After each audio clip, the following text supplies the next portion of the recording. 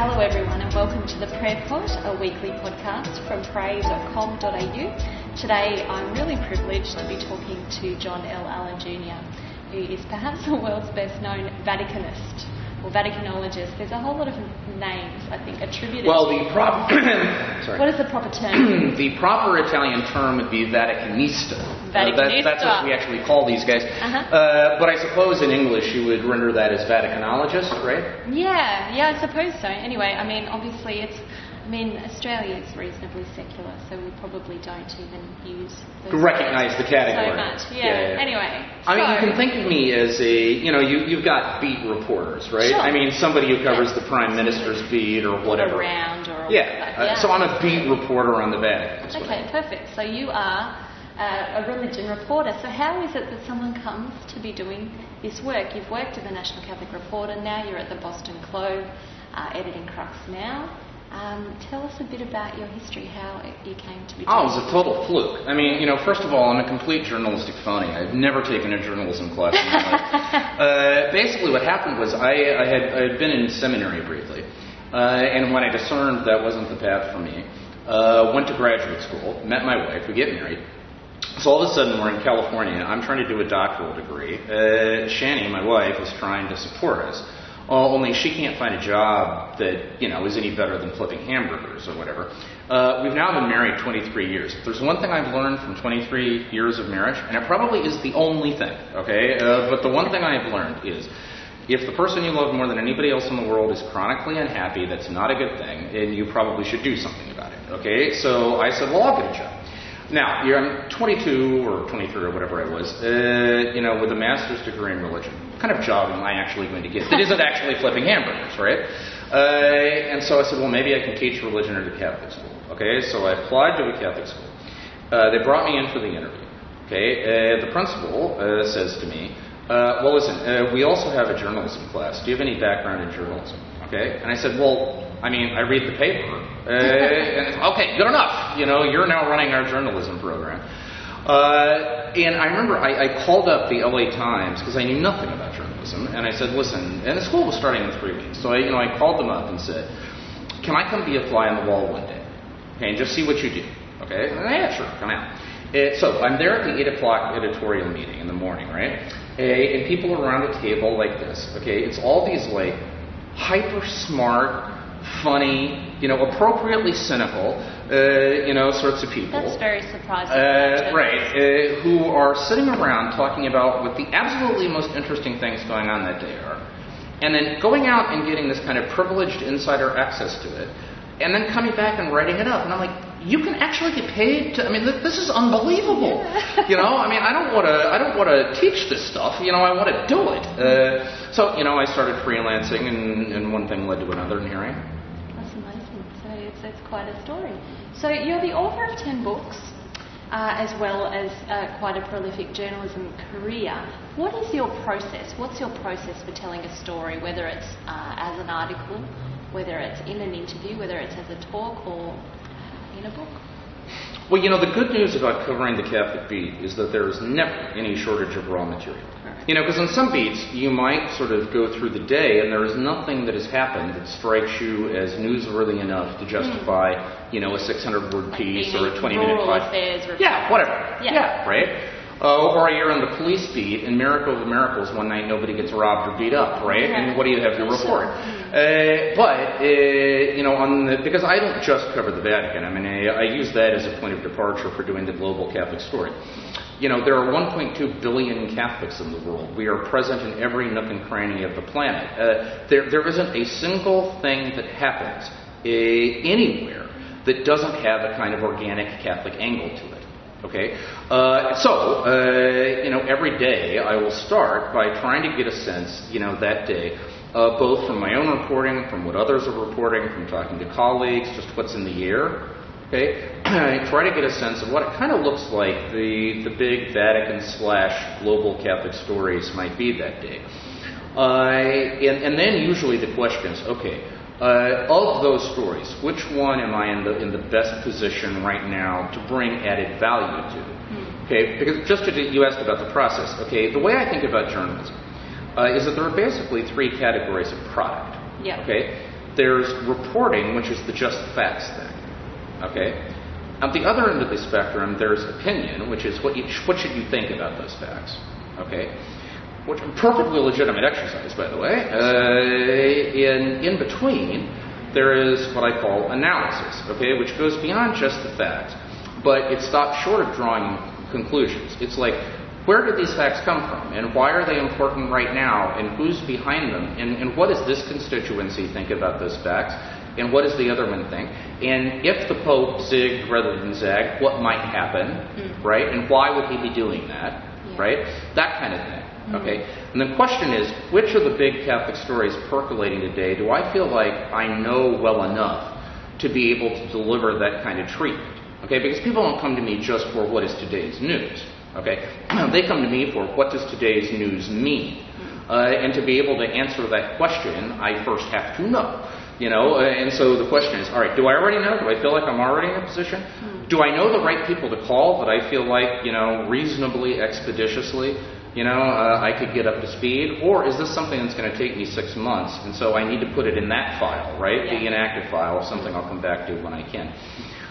Then once I have decided which story I'm going to sort of focus on, the actual process of doing it, I write fast. I mean, you know, anybody who has seen me at work, I mean, it is a standing joke in the Vatican Press Corps that many of my colleagues are still working on their leads, right? And they're getting tweets that my 800-word piece is up. You know, so you know, words have always come very, very naturally. And plus, I've been doing this a long time. Yeah. So the actual construction process, I mean, to do an 800-word analysis, you know, some stories are bigger than others and take more time. But I mean, you know, for example, you know, the Pope, of course, recently met the Patriarch of the Russian Orthodox Church in Havana. Now, Catholic-Russian Orthodox relations is a story I've been in and out of for 20 years. You know, I did an 800-word analysis about what's at stake in the meeting. The actual construction of it, maybe an hour, and then of course there's editing and all of that, but actually banging it out. And then of course we live in an age where you're not done when that's over, okay? Because when the piece comes out, two things are sure to follow, okay? One, you are going to start getting like radio calls and TV calls and so forth to comment. I mean, if your piece is good, right, and it sort of got people talking, then, you know, you're going to have to start unpacking it for other media. So we live in an age where for journalists, it's not your own work product that is your whole job anymore, right? You're also providing work product for colleagues because you know down the line when you need it, they'll do it for you, right? So there's that, and then of course there's this whole social media thing that, to be quite honest with you, totally mystifies me. You know, I've got a good book that can help you. Well, one of my colleagues at Krebs has written a book on the tweetable Pope. Listen, I know it's a big deal. I'm not, you know, questioning that, but it's just, you know, then all of a sudden you're dealing with tweets and you're dealing with emails and you're dealing with Facebook posts and on and on and on and on. It's a lot to be proud. And you know, I get a lot of pressure from the Home Office to try to engage that stuff as much as I can because their point is this drives traffic. I've never actually seen any hard numbers. I don't know if that's true, but that's the mantra, okay? And so as much as I can that I think is reasonable, you know, particularly if people are just asking kind of factual things that isn't like polemical, you know, then I will try to engage them. Right? So oddly enough, I mean, you would think the heart of the whole thing is the actual piece, right? Which I still like to believe that it is. But in terms of what consumes the most time, I find these days that's actually the least time-consuming thing. It's deciding which piece to do at the front end and then dealing with reactions to the piece at the back end that actually eat up most of your time. Absolutely. That's very true, isn't it? So, in a way you sort of answered this, but what would a normal day look like for you? And obviously each day is different. You're about to fly over for the LA RE Congress. You've just been here for a couple of days. Yeah, well, sadly, these aren't normal days. The pathetic reality of my life is they are kind of normal days. I mean, right now, right here, baby, we are having a John Allen normal day. Okay, good. Okay. So, you know, typically, you know, I would... As I say, the first thing I would do in the morning, first is check in with other Crux staff, particularly our person in Rome. I take a much more direct role and kind of some of the news decisions she's making, but also our national correspondent, to see what they're working on, see what's bubbling. Okay.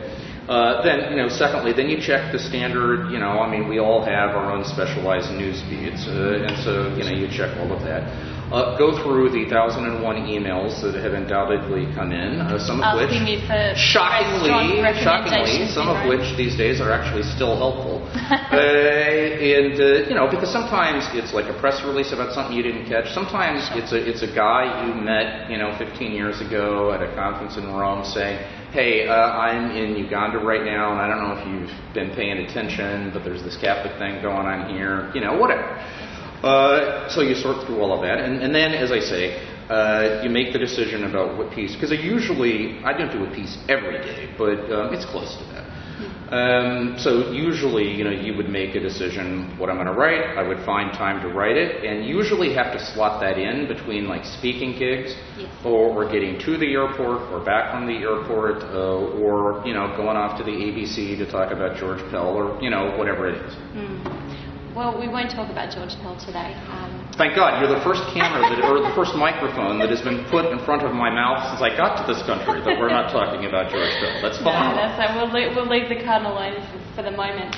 But tell me about Jorge Mario Bergoglio. When he walked out onto the balcony in 2013, were you surprised?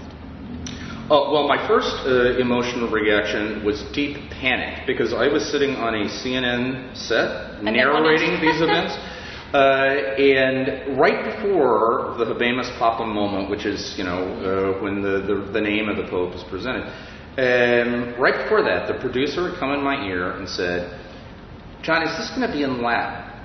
Well, yes, okay, the recitation of the formulas. Okay, are you going to recognize the name of the new Pope? I'm like, yeah, as long as I've got the audio feed, okay, we're totally fine. Bergoglio is still Bergoglio, even in Latin. Yes. Or what, I didn't know it was going to be Bergoglio, but whatever. Yes. Okay. So, I was like, great. Then, the Habemus Papam moment comes, we lost host audio. Okay, so there is no audio in my ear. So I'm looking at the guy. I can see his lips moving. Okay, but I have no idea. Okay, and of course the only thing the world quiet and he mumbled too. Yes, the only thing the world wants to know is who is the new Pope. And at that moment, I didn't know. Thank God there was a Mexican TV crew behind us, because they started screaming Bergoglio, Bergoglio, Bergoglio, right? So that I could fake it for a couple of moments before we, somebody confirmed it for us. But surprise. Well, let me put it. I would say moderate surprise, not total shock. Moderate surprise. I had written 22 candidate profiles, okay, before the conclave. Actually, if I had had time, I would have done all 104, because that way I could not possibly have been wrong. And you did write in your book Conclave many years ago. Yeah, so my point is, Bergoglio was one of the 22 guys, okay, that I had profiled in advance.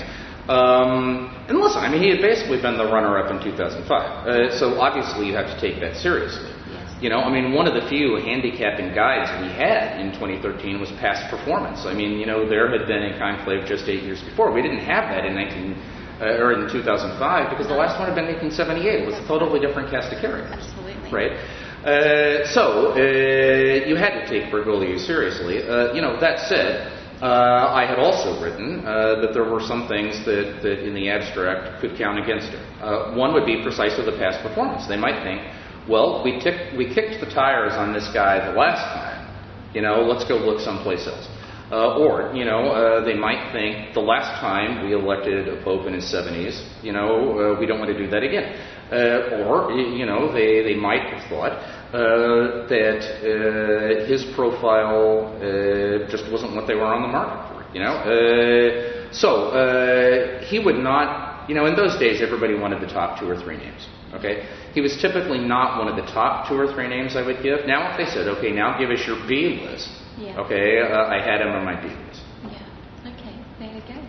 Now I'm going to ask a few questions, like more fast-paced questions. Sure. So, maybe some standout experiences in your time of covering the Vatican. Well, I've been very blessed to have a truckload of standout experiences. Probably the one that I will think about when the end comes, the first one that would pop to mind, would be the privilege of being the color commentator, so to speak, for CNN during John Paul's funeral mass. The most watched event in human history to this day. The biggest broadcast event of all time. And it did occur to me, it's pretty funky for a kid who grew up in a trailer in rural western Kansas to be sitting here wearing his granddad's suit and telling the world the story of the life and legacy of now St. John Paul II. Funny moments. Well, the great thing about Catholicism is that there's a lot of funny moments. Yeah. Okay. You told a few stories this morning, so you might like to repeat some of those. But, Well, I told the story this morning. I did, when Benedict XVI was elected in 2005, I did a book which was divided into thirds, and the last part was sort of my projections for where his papacy was going to go. So I inscribed a copy and left it for him. Never actually thought he'd read it. A couple months later, I get a phone call from the Vatican spokesman saying, hey, the Holy Father came down to breakfast this morning and he had your book in his hands and he asked me to give you a message. And, oh, great, so what is it? So, please thank Herr Dr. Allen for having written this book, particularly the last part about the future of my papacy, because it has saved me the trouble of thinking about it for myself. That's okay. It's just classic, great untold stories of the Catholic Church. People see our controversies and our scandals and our heartache. They don't often see the life and the laughter and the joy and the kind of let the good times roll ethos that is also, both of these things are part of the Catholic story, undeniably, but somehow, sometime, the former gets more traction than the latter. Yeah. Now, this is a little bit more of a personal question, but their prayer pod is a podcast where we talk to people about their prayer lives. So, being a Catholic yourself and someone who covers Vatican affairs, how do you pray? Do you pray? Yes, I pray. Now, that said, I'm very fond of that ancient bit of Benedictine wisdom, ora et labora, work and prayer. That work in a way is prayer. Yes. So not to sound overly lofty about it, but I kind of think that when I produce an insightful, balanced, accurate and helpful, I'm not claiming I do these things every day, but when I produce one of those pieces, to me that's an act of worship. I mean, this is what I do. This is what I'm good at, and I'm trying to offer the best of myself, to God. So my spirituality, I guess, would be quite invested in that. When I was doing my Opus Dei book back in 2005, one of the things that really impressed me, and I know there's a lot one can argue about over Opus Dei, but this idea of the sanctification of the ordinary, okay, and of work that is the heart of Saint Jose Maria Escriva's founding vision, it really does speak to me. It resonates with me. And there's this famous story that Escriva one day, somebody had come to him to ask, what is this Opus Dei thing all about? This was during the Civil War. He was in northern Spain. And he took them up to the rooftop of the cathedral in the town where he was staying.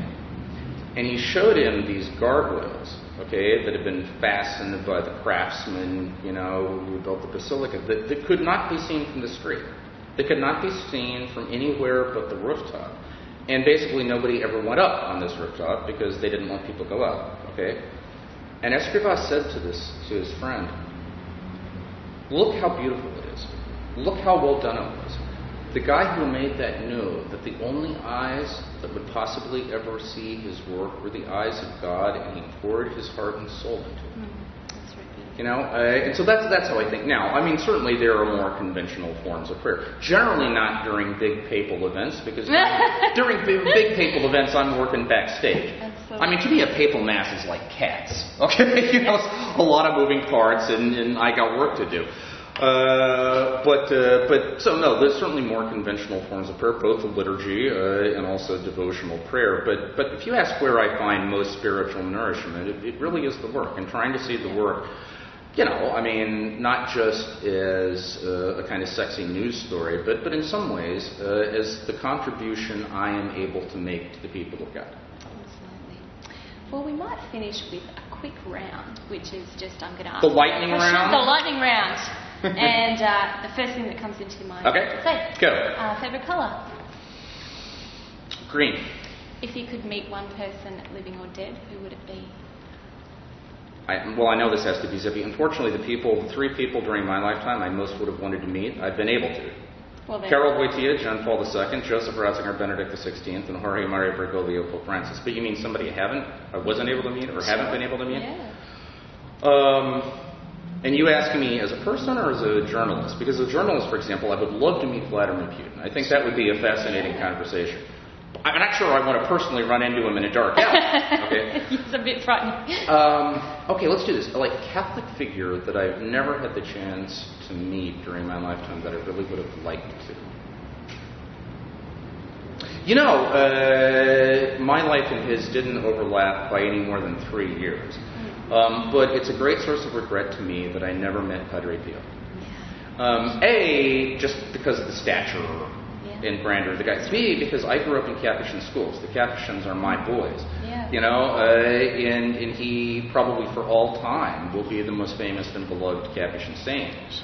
Now, of course, I was born in 65. He died in 68, so it wasn't really practical, but that's a regret.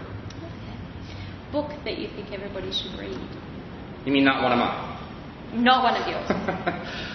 What could be one of yours, if you think everyone should read it? I don't care whether people read my books. I just want them to buy them. Look, a book everyone should read, Augustine's Confessions. I know it's tried and true. But I'll tell you, profoundly important book. And I'm not by instinct an Augustinian. I am by instinct a Thomist. I prefer the precision and the clarity of Thomas to some of the kind of poetic, ellipticism of Augustine. Sure. But I would say the Confessions, and then if you need a modern sort of version of that, Seven-Story Mountain by Thomas More. Sure. Most bizarre outfit you've ever seen at the Vatican? Okay, first of all, the Vatican specializes in bizarre outfits, so this is a kind of weird... Kappa Magna is a special one. Okay, but here it is. Year 2000, the great Jubilee year under John Paul II, yeah. Okay? There was a Jubilee event for a different group every day, okay? Every day, okay? Including, for example, there was a Jubilee of pizza chefs. So there was a day where all the pizza chefs came into the square and they set up their tables and you could go around and get free samples and stuff like that, okay? One of the Jubilee days was a day for motorcycle riders, okay? So all of these guys roared into the square and you had these pot-bellied, Harley vest-wearing, ponytails but bald, with earrings hanging off their ears, okay? And they're standing there palling around with, the Monsignori and the archbishops.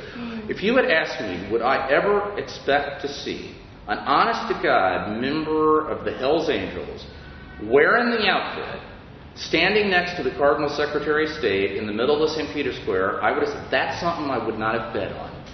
But I was there. I saw it. If you could join one religious order, what would it be? Capuchins. They're my guys. There you go. Favourite movie? Well, for entertainment value, The Paper. I just think it is the greatest, comedic capturing of what the business of journalism is all. That's one of those movies, I could watch that 10,000 times, okay, and never get tired of it. But in terms of a more serious film that I think kind of makes a statement, Man for All Seasons. Clearly. Okay. Favourite song? Oh, well, that's easy. Born to Run by Springsteen. I'm a Springsteen guy. You're a Springsteen guy. And plus, I grew up in a small town, right? Yeah. Yeah, so that song speaks to anybody who's had that experience. Sounds good. If you could go to any place in the world, where would it be? Well, again, I know this sounds spoiled, but I've had the great opportunity to go pretty much every place. But I will tell you this, the 2 papal trips I hope I'm alive and functional long enough to cover will be the first papal trip to Saudi Arabia and the first papal trip to China. Those will be epical, history-making, magic moments. And I just hope, the wheels of history grind fast enough that I can be there. Sounds good. One more question. What's your favourite Catholic joke? My favourite Catholic joke? What do you have? There are so many. great Catholic jokes. I guess I'm inclined to go with the classic, which I'm sure you've all heard 1,000 times, but just try to remember what it's like the first time you hear it, because the first time you hear it, it's really, really funny. Okay? You know the one about the Pope and his driver, right? Yes, okay. Go for it. Do it. All right, so the joke goes that the Pope is flying into someplace. He's on one of these trips, right? So let's say it's New York, all right? And he gets to New York, and there's the limo, outside waiting for him. And the Pope gets in, but then he says to the driver, you know what? It's been, since I became Pope, I never get to drive myself around anymore. Would you mind if I got behind the wheel and just drove for a little bit? And the guy's like, I'm really not sure I'm supposed to, but, it's the Pope, so sure. So they switch. The guy gets into the back seat, the Pope gets into the front seat, and of course he hasn't driven a car in 20 years. So he starts swerving all over the road, and he's blowing through stop signs, and it's total chaos. Before long, the red lights, are in the rear view mirror, and so the Pope gets pulled over, and the cop walks up to the car, and he looks in the front seat, looks in the back seat, looks in the front seat, looks in the back seat, goes back to his police car, and radios his commander and says, I'm in a crisis here, and I don't know what to do. What do you mean you're in a crisis? Like, I just pulled over the most important man in the world for a traffic stop, and I don't know what to do. Like, what do you mean the most important man in the world? Who is it? And the cop says, well, I don't know, but he's got the Pope for a driver. That's fantastic. That's a great way to end. Thank you so much, John L. Allen Jr., for speaking to us. You are welcome.